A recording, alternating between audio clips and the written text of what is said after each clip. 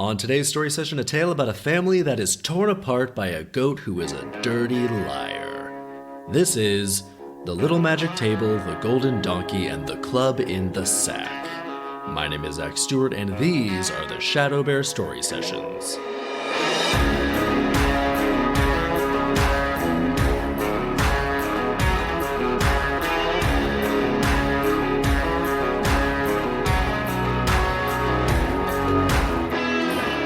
Welcome to the ShadowBear Story Sessions, the podcast about how brutally dark and totally insane folktales and fairy tales used to be, which in my opinion made them way better and way more entertaining. So I've got the most true to the original version of Grimm's fairy tales that I could find, and we're going through it front to back, story by story. We'll figure out the unintended lessons each story teaches, and at the end of each episode I'll adapt the tale into a movie or TV show.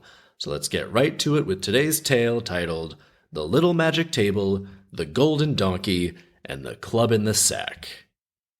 They do not care about being catchy, they just lay it all out for you. So we begin. Once upon a time there was a shoemaker who had 3 sons and a goat. The sons had to help him in his trade, and the goat had to nourish them with her milk. In order for the goat to get good, delicious food every day, the sons took turns and led her out to graze in a meadow. The eldest took her to the churchyard, where the goat jumped about and ate the grass. In the evening, when he led her home, he asked, "Goat, have you had enough?" The goat answered, "Oh my, I'm stuffed. Enough's enough. Meh, meh." I guess that's their goat noise. Meh, meh. "Then let's head for home," the son said, and led it back to the stable and tied it up. The old shoemaker had asked his son whether the goat had received enough to eat. The son answered, "It's really stuffed. It's had enough." Those are its own words, even. However, the shoemaker wanted to see for himself whether that was true. So he went to the stall in the stable and asked, "Goat, have you had enough?" The goat replied, "How can I have eaten enough? I had just jumped over mounds real rough, didn't find one blade of grass, 'cause the ground was tough. Meh, meh." When the shoemaker heard this, he was convinced that his son had lied to him. He became furious, jumped up, took his cane from the wall, gave his son a good beating, and sent him away. Shoemaker, you're going to banish your son because you think the goat didn't eat enough? Even if the son did lie, that is insanely harsh.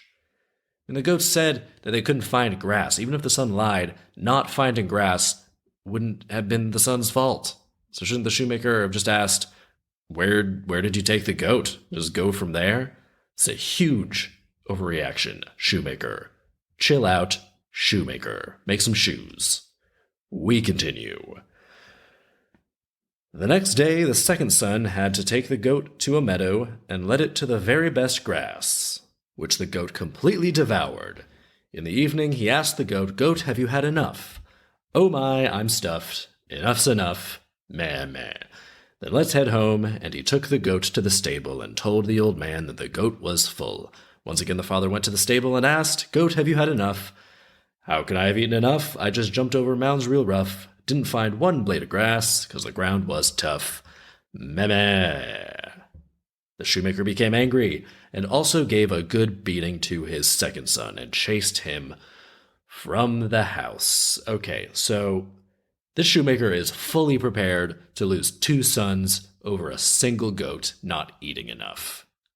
He is prioritizing this goat over his own sons, over his own family. That is fucked up, even if he believes that the sons are lying. Finally, the third son had to take the goat into the meadow. I'm guessing he was pretty nervous about this as well. He was on his guard and looked for the very best grass. Indeed, there was nothing left when the goat had finished eating. In the evening, the son asked, "Goat, have you had enough?" "Oh my, I'm stuffed. Enough's enough. Meh, meh." "Then let's head home," he said, and took the goat to the stable and assured his father that the goat was full. But the old man went to the stable again and asked, "Goat, are you full?"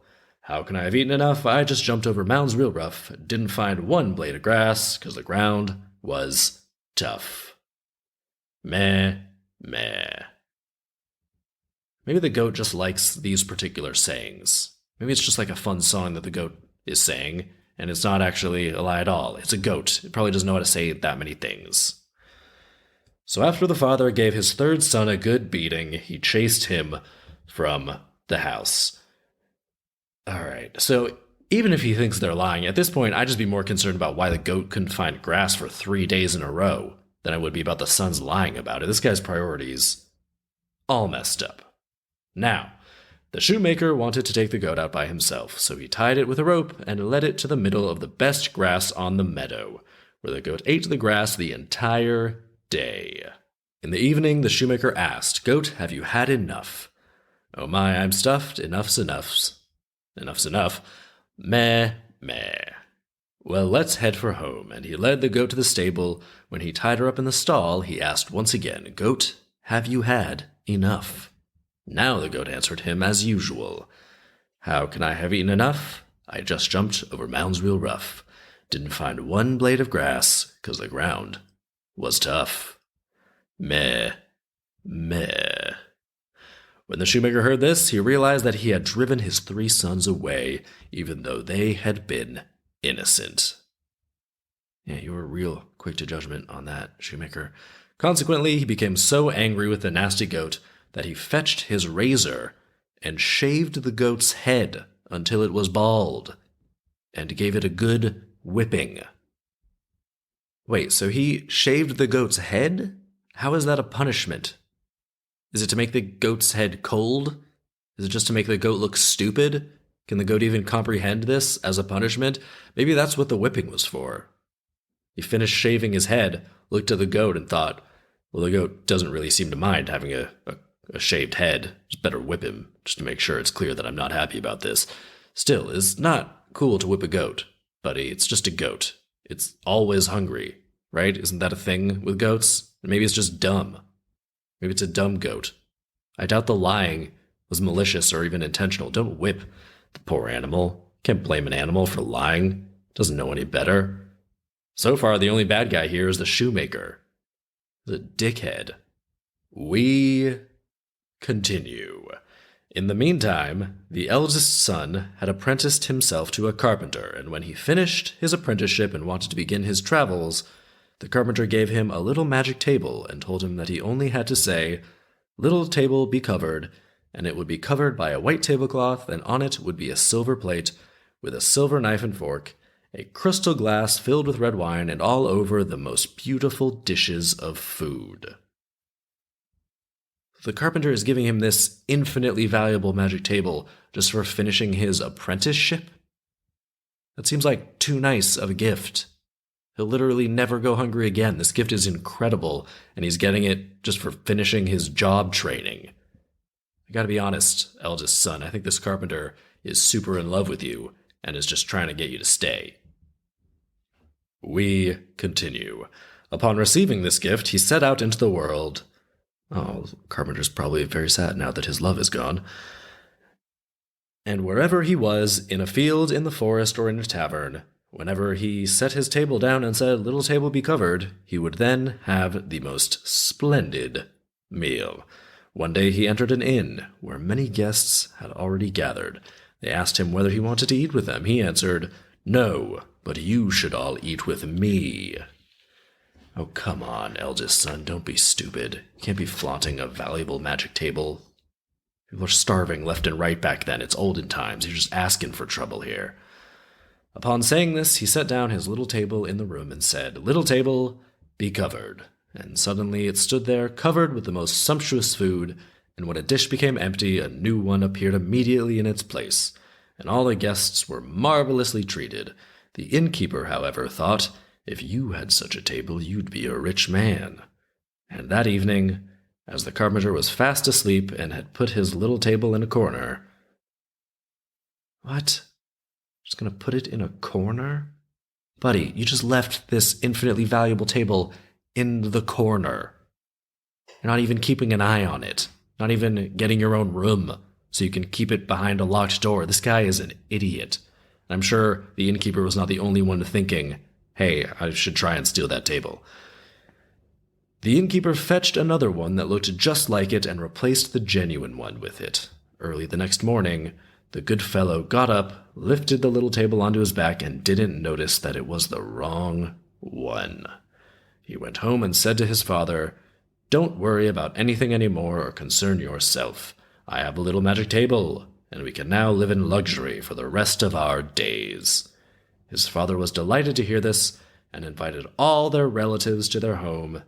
And when they had gathered there together, the son set the table in the middle of the room and said, "Little table, be covered."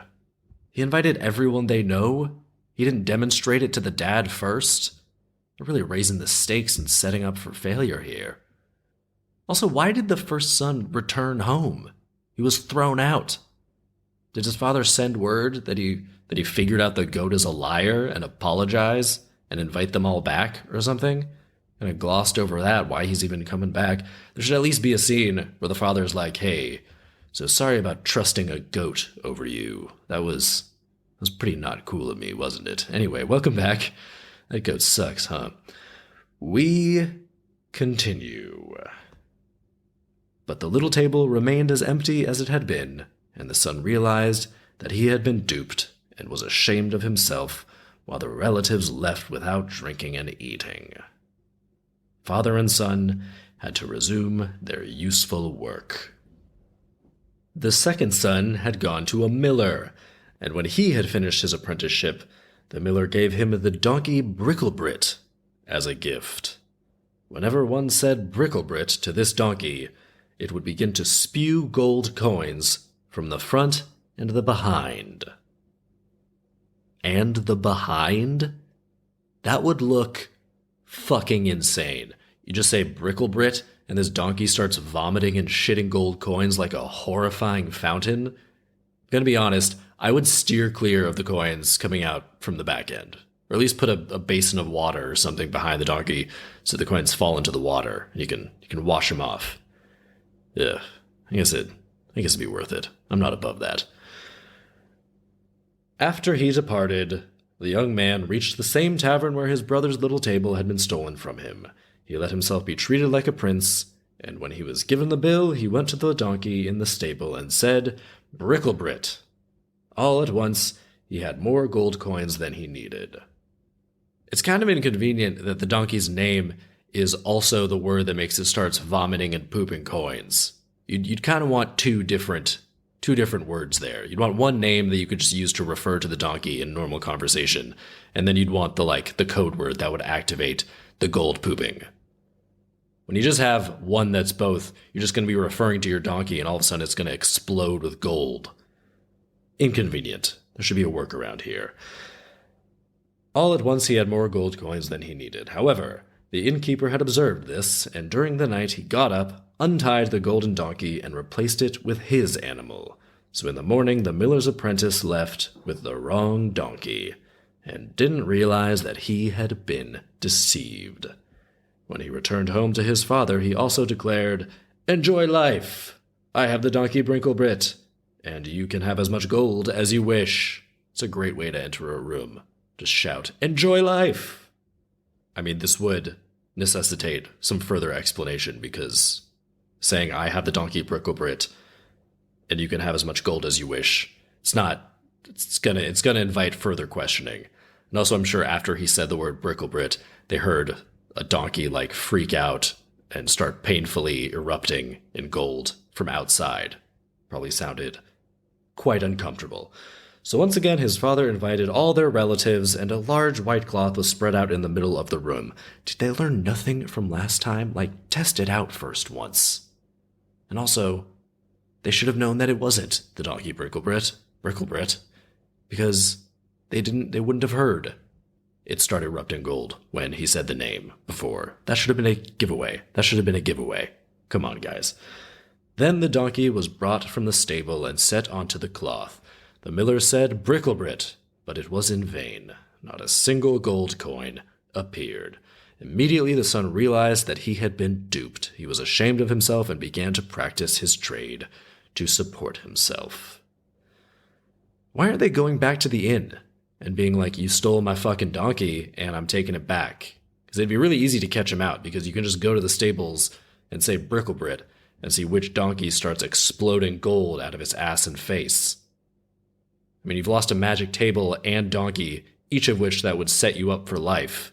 Just fight for that shit. Come on, guys.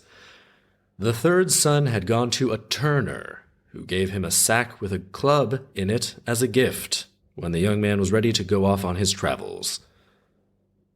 They've said this about all of them. They're ready to go off on their travels. They don't go on any travels. They just seem to go home. Whenever he said, "Club, come out of the sack," the club would jump out and dance on people's backs and beat them mercilessly. So this magical gift is gangster as hell. I mean, sure, a table with delicious food is nice and probably more useful and practical, but this turner is like, here, now you can beat the shit out of whoever you want. Have fun, okay, bye.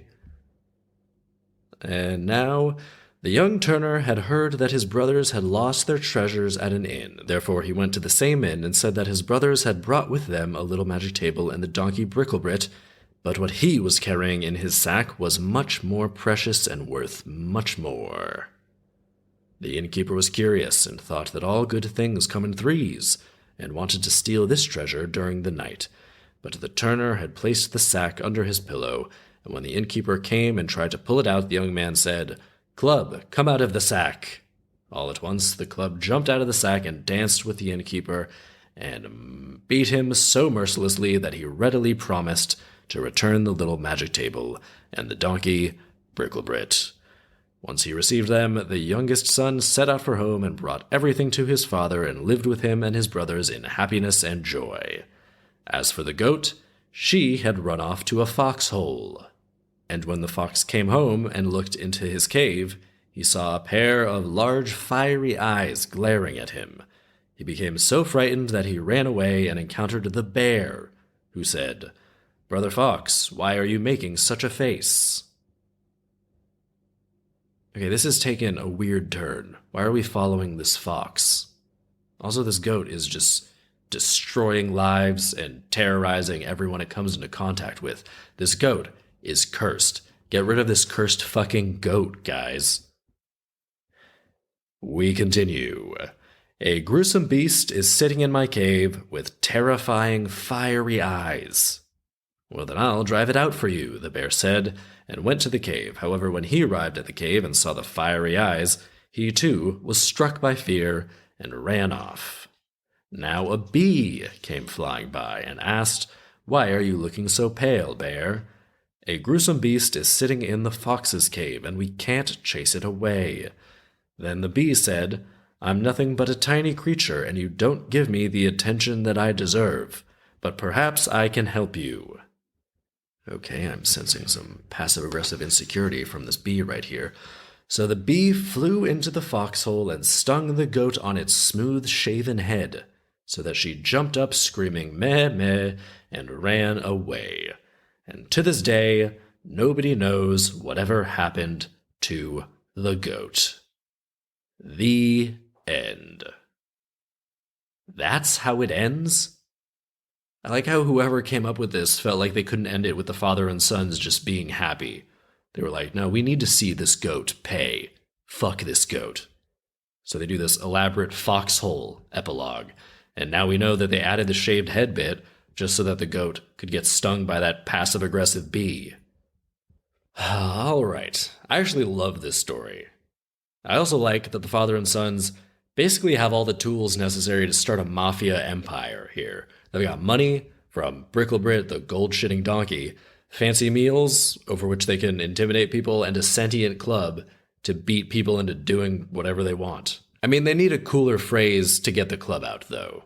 Having to call club come out of the sack just doesn't sound very cool. They can do better than that. Give it some flair, some drama, like it's club time, or get clubbed, or club you, or meet me at the club, or it's club o'clock, or I'm gonna beat you mercilessly with my sentient club. There are options here, is my point. But my biggest question is what's going on with these magic items? Why are these unbelievable magic items being treated so casually here? I mean, the carpenter, the miller, and the turner just give these gifts away for finishing job training, essentially. And that makes it seem like magic is super common for them. Everyone else values these magical items dearly. Like the innkeeper, everyone is like, oh wow, this is incredible. But to the carpenter, the miller, and the turner, they're just giving them away. I mean, do they do this for all of their apprentices? Because the way they give the items away implies that they themselves must be fully set for life and have everything they could ever want or need. So how are they getting these magical items? I feel like the real story here is the carpenter, miller, and turner. What are their stories? How are they getting this magical stuff? Are they creating these magical items? Because the carpenter has a magical table. Carpenters make tables. The miller has a golden donkey. I mean, millers back then would use donkeys to help grind their grain, probably, and work the fields. And the turner has the club. And I guess a club would be a tool that's used by a turner, or could be created by a turner. One of those things that spins pieces of wood around, and you just carve whatever you want out of it. So this would imply that they themselves imbued these items with magical properties. I mean, they're basically wizards. And if these were the only magical items they had, they certainly wouldn't give them away to an apprentice. So what the hell is the story with these guys? We need answers for this. And screw these sons and their lying goat and their asshole dad. I want to know about the carpenter and the miller and the turner and their wondrous journeys and connections to magic. What's going on there?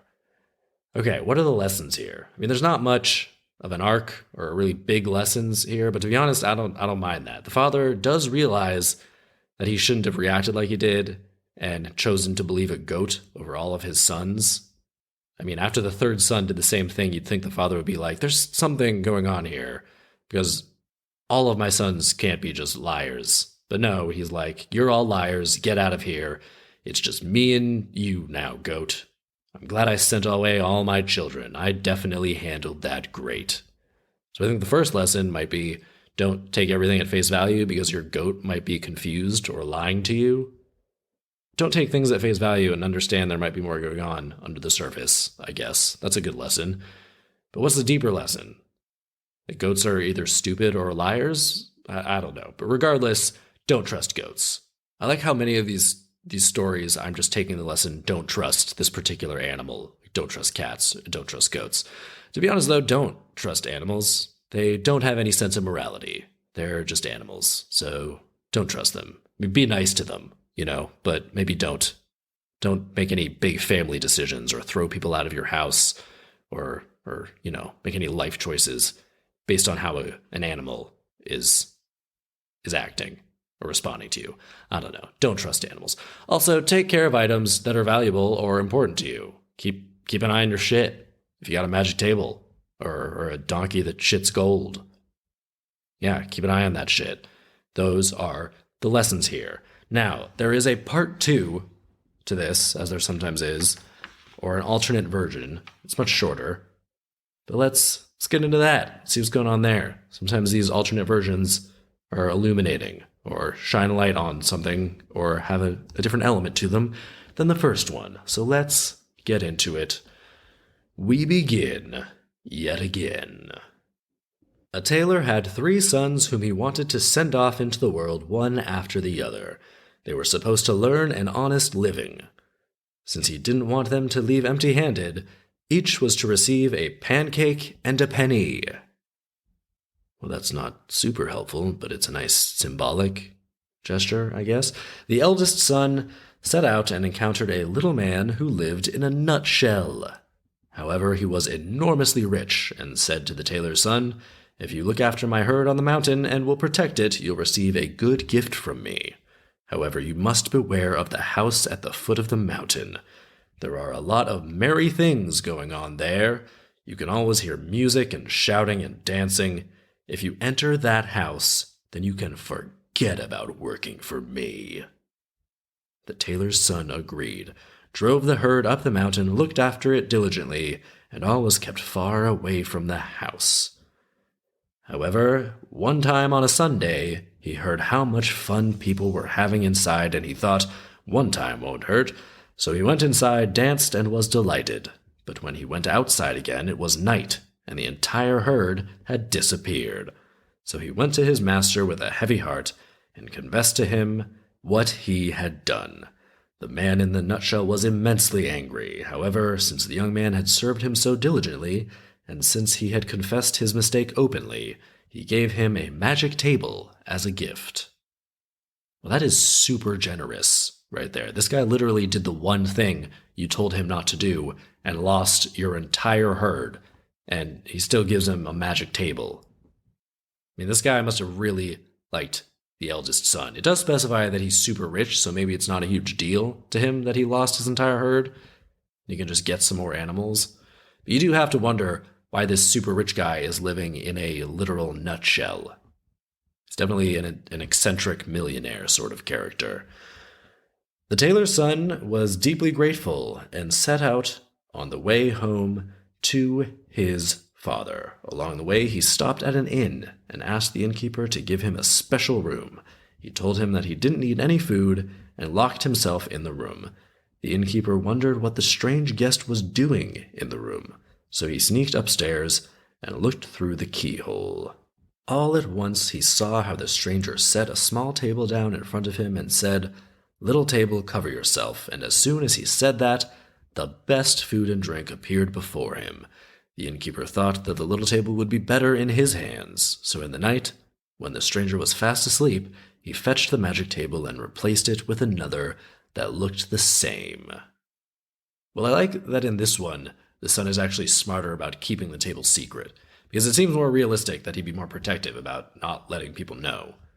And I don't know why the innkeeper was so suspicious of the son for just going to his room and locking the door. I mean, that's what I do in hotels. It's probably what a lot of people do. And granted, this guy has a table, but it was olden times. If you're traveling with a table, then you just gotta keep the table with you. That's what you had to do. And how did the innkeeper switch the tables while the guy was asleep?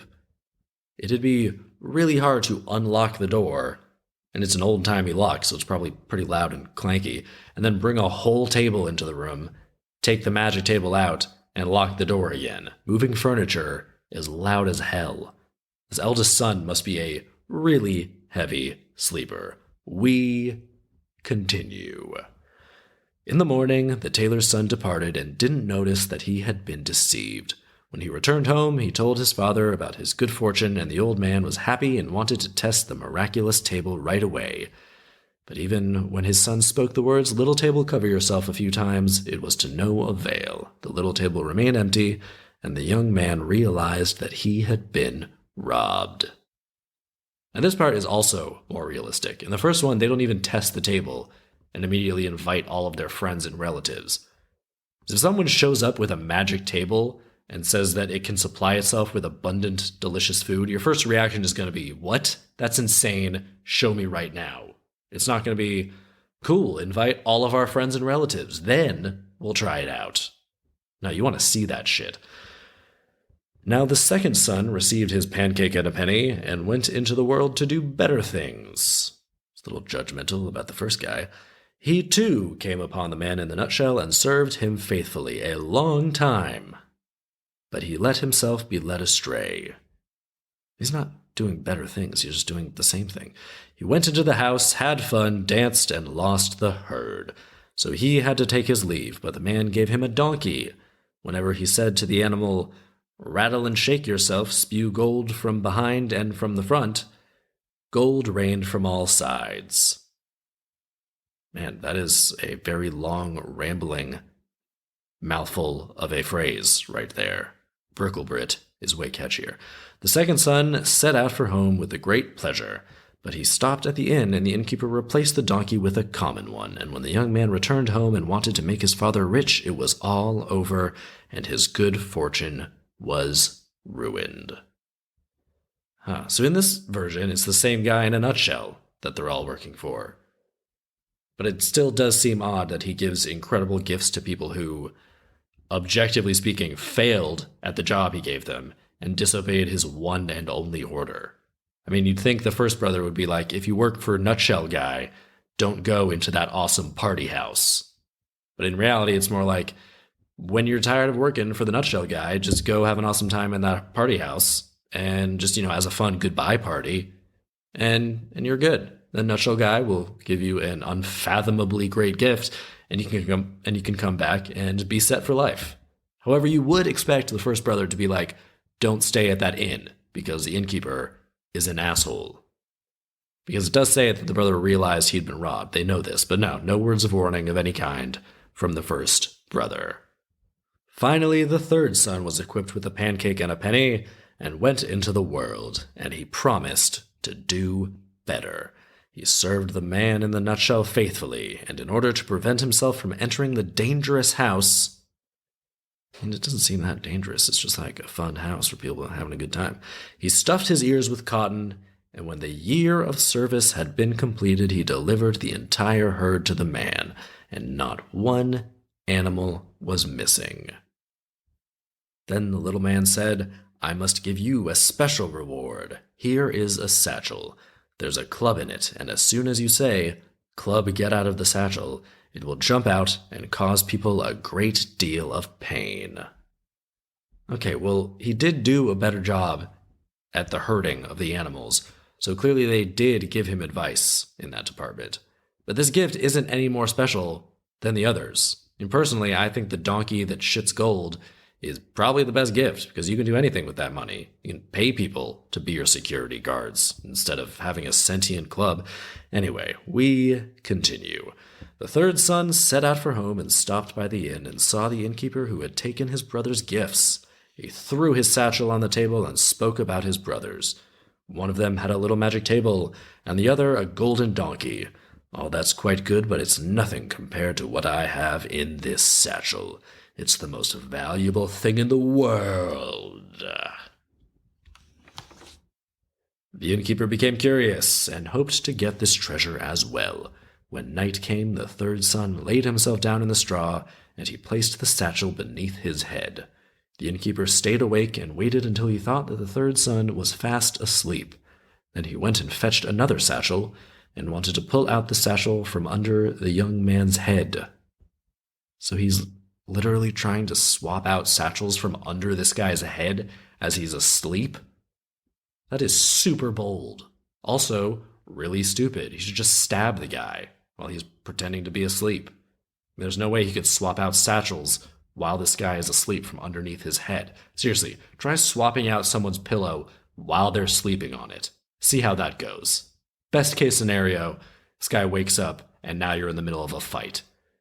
So just get the drop on him and stab him, or beat the shit out of him and take his stuff straight up. Because the innkeeper knows that the young guy knows he stole his brother's stuff, because he already said so. So he has no reason to even pretend to be an honest innkeeper at this point. Should already be wary of the youngest son. Just stab him while he's pretending to be asleep and take his satchel. He doesn't even have to know that it would prevent the youngest son from calling out to the club to know that it would be the best course of action here. We continue. However, the third son had stayed awake, and when he noticed the innkeeper's hand, he cried out, Club, get out of the satchel. All at once the club jumped out and fell upon the innkeeper, and beat him so badly that he fell upon his knees and screamed for mercy. However, the third son refused to let the club stop until the thief returned the little table and the golden donkey. Then he set out for home with the 3 magic gifts to join his brothers, and from then on they lived with their wealth and in happiness, and the father always said, I didn't provide them with my pancake and my penny for nothing. The end. What the fuck does that mean, Dad? Actually, you know what? That sort of gives us a different lesson here. I mean, taken at face value, it doesn't say much, because a pancake and a penny aren't super helpful or valuable. But I think what it's actually saying is essentially like a parenting lesson. It's saying that it's valuable to make sure your children actually get valuable life experience and learn how to take care of themselves, and that they'll be stronger and more capable as a result of those life experiences. So it's saying that the pancake and the penny, while on their own weren't much, were what sent those 3 sons out into the world where they learned how to make their own way. They had trials and tribulations. They made mistakes. They brought back valuable experience. And I think the table, the donkey, and the club are just metaphors for the capabilities that each son brought back with them.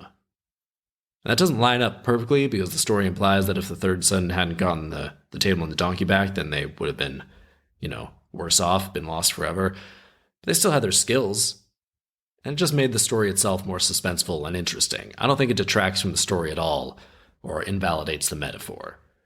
I mean, you could even say that each of those capabilities or gifts are insufficient on their own. You need to have all three of them to really thrive. Metaphorically speaking, on their own, they're all still pretty great. But I mean, the table signifies, metaphorically, nourishing and caring for yourself and your family.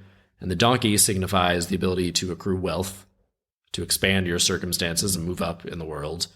I mean, the literal donkey, that shit's gold, just make it shit gold all the time, because that donkey's gonna die at a certain point. It's not like a immortal donkey. It's gonna die. You should just have that thing shitting and vomiting gold constantly, round the clock. Put it into a bunch of sacks, just gather that up as fast as possible. Anyway, we're talking metaphorically here. I'm getting all sidetracked.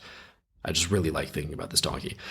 And the club metaphorically signifies the strength to stand up to those who would do you or your family ill. And so you need all three. And there you go. That's the real lesson. It's interesting because I didn't really fully get that from the first story, but that last little weird line about the pancake and the penny made it all fall into place for me.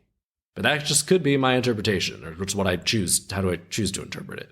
And that's one of the great things about these old folk tales. They're open to interpretation, and you can glean totally different things from them, and that's great. And so those are the lessons that I'm taking. And now, let's adapt this thing. So, all right, this episode is running quite long because of the two different versions. Let's make this adaptation nice and quick. So this is to early 1900s Europe. And we've got a father and his three sons, and the father will be played by Dave Chappelle. And I know he's not old enough quite yet, so we can just throw some makeup on him, make it work. The eldest son will be played by Nick Kroll. The middle son will be played by Eric Andre, and the youngest son will be played by Ronnie Cheng. Just all people that I like. Now let's say the father sells pancakes from a street cart. I'm going to lean into this pancake thing. Dave Chappelle, the pancake street cart maker. And the father is sworn enemies of a man who sells waffles out of a street cart on the opposite side of the street, and they are bitter rivals. And the waffle maker will be played by Jack Black. And so the sons all help Papa Dave Chappelle with the pancake cart, but he wants his sons to go learn about the world. So he sends them away, each with a stack of pancakes. And the eldest son goes and works for a professional chef. And the chef trains him, and one day the restaurant catches fire, and the son saves his life. So in return, the chef gives him a magic knife that can create food from thin air as he chops it. I feel like the original story didn't have a good enough reason for why the guy gave this son the crazy magical object. So I think saving his life, that makes it worth it. So the son is on his way back to his father with the magic knife, and he stays at an inn where the waffle maker is on vacation. And the son asks for a bowl of soup, but the innkeeper says they're all out of garlic, so no more soup today. And the eldest son is like, I can get garlic. And he goes to his room where the waffle maker spies on him and sees him conjure up some garlic with a knife. And so the next day, the son is on the road on his way back home when the waffle maker Jack Black, he pops up, throws a bunch of waffle batter into the boy's face. It makes him slip on a puddle of more waffle batter, and then he steals the knife and it runs away. Now the son returns home and he's like, well, I'm a trained chef now, but I lost a magical knife that was super useful. And his dad, Dave Chappelle, is like, oh, well, it's still great that you're a chef. That's good. We can sell more types of food now. We can get another food cart. So they get another food cart, and they begin selling more food. And they're still better off than they were because, he learned how to cook. So the second son goes off with his stack of pancakes, and he works for a guy who raises and sells donkeys. And one day, one of the donkeys nearly kicks his boss in the head. And the second son, he grabs him, and he pulls him out of the way just in time. So as a reward, he gives him a magical donkey that every 2 days will split and become two donkeys. Endless supply of donkeys. And so he goes home, he stops at the inn where the innkeeper is like, my donkey died, and I can't till my fields without its help, so I'll soon be out of business if I don't get another donkey. And the second son is like, well, I've got one donkey, but tomorrow I can have two donkeys, and I will give this donkey to you because I'm a nice person. And of course the shifty waffle maker hears this because he is once again there on vacation. Because he can vacation all the time now because he's got an endless supply of free ingredients with the knife that he stole. So his profit margins are through the roof. So he's vacationing all the time and he's hanging out at the inn. And so he hears this and he's curious about this. And the next day he spies on the second son with the donkey in the stables. And he sees the donkey split into two. And so he immediately, he doesn't even wait this time, he immediately jumps out, throws waffle batter into the son's face, pushes him to the ground, he grabs the magic donkey, and he runs away. And he's chuckling, laughing the whole time. And so the second son, he returns, and he doesn't have the magic donkey, but now he knows how to care for and raise donkeys. So he gets a pair of donkeys, and now the pancake cart can go all over town, being pulled by the donkeys. So it's still better. They got a pancake cart and the just normal food cart with the eldest son, and now they've got donkeys, so they can, go all over town selling their stuff. Now, the third son, he goes off and becomes a professional boxer. And there's no magic involved. He just gets really fucking good at fighting. And he wins a bunch of matches, and he returns home to give his father some money and visit his brothers. And he stops at the inn, and the waffle maker is there, yet again. He just loves these vacations. And now he's really cocky. And he just comes up to the youngest son, and he's like, "So have you got anything magic on you?" And the youngest son, who of course knows that the waffle maker, Jack Black, did this to his brothers, he's just like, "Do I have anything magic?" "Yeah, my fists." And he just beats the hell out of the waffle maker, and he takes the magic donkey, and he takes the magic knife, and then he stabs the waffle maker with the magic knife. Because it's still a knife, just because it can magically conjure food out of thin air doesn't mean it also can't just straight up stab a guy. So boom, stab him, waffle maker's dead. And the youngest son returns with a knife and the donkey, and all is well. And they get a bunch more pancake carts and all types of other food carts using the recipes of the chef's brother. And now they've got all the donkeys to pull the carts. And I guess to also just start selling donkeys too, because why not? Got an endless supply of donkeys. And so they've got this old-timey food cart empire. And the youngest son is a famous fighter, so they hold big events for his fights. And his father and brothers do all the food they sell at the fight, and they all thrive together as a happy family. The end. And so that will do it for this week's story session. Don't forget to rate, review, and subscribe.